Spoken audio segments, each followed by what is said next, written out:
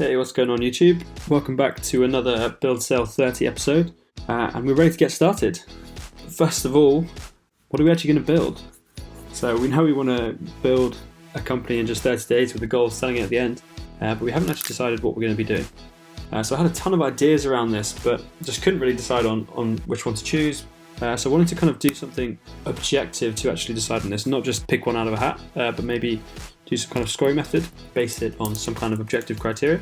So what will that criteria be? So I've loosely based my criteria on Strategizer's business risk model.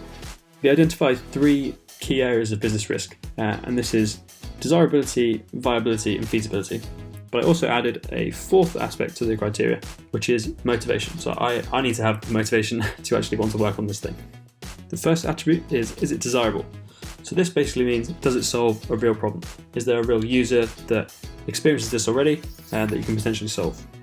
Is it viable? Relates to business risk. So is there potential to turn this into a company? And a prerequisite for that is that the user is someone who is able to pay money. We're not looking to build a non-profit, we're looking to build a business here. So we need a customer who is able to pay for a solution. Is it feasible? Which generally relates to technology risk. In this case, we're in a 30-day challenge. So it needs to be achievable to build in a very short time frame. In terms of motivation, is it something I want to work on? So I quickly whipped up a little template where I could list down my ideas and then go through them one by one, identify the customer segment, the underlying problem, and then score them against the criteria that I just laid out. Fill in the idea, enter the customer segment, and the underlying problem. The idea is almost optional here. The key parts are really the user and the problem that you're looking to solve. But I listed that out in this way in case you have started with an idea and you need to do a little bit of backwards work to understand, right, who's this for and what is the actually underlying problem that we're trying to solve. Then you can start going ahead and scoring them. So starting off with desirability. Now, when I'm thinking about scoring desirability here, I'm taking a few different things into account, such as how often does this problem occur? How many people experience this problem? How severe is the problem for the user? And yeah, those are basically the three of the main things that I'm looking for there.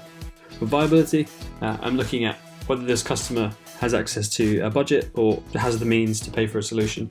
Typically, this tends to weight towards B2B solutions because typically they're people embedded within the company which have a budget and are able to spend that to solve their problems.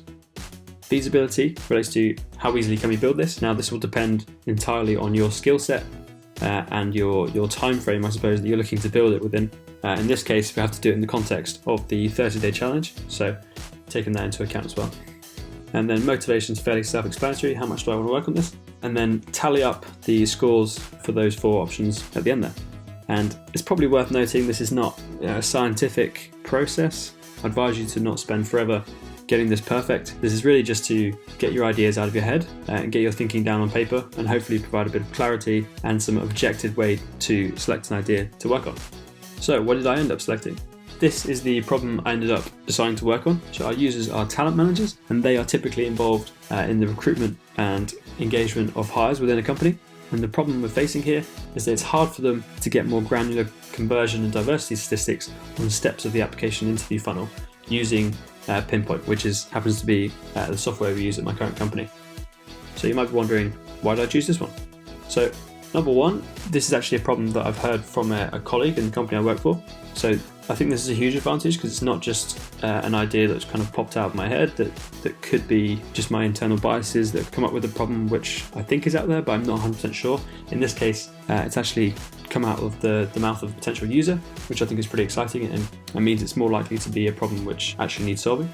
We have access to that user group, so I do work for a company at the moment who has an internal talent team, so that could be a great advantage to talk to users about both the problem and then also sharing ideas about the solution. And number three, the user has a budget, so they are within a talent team, the company will have a budget to make their job nice and easy. So that's all for this episode. If you are interested in taking part in the challenge, do check out buildsell30.com, and if you want to see how I get on, then don't forget to subscribe, and I'll see you next time.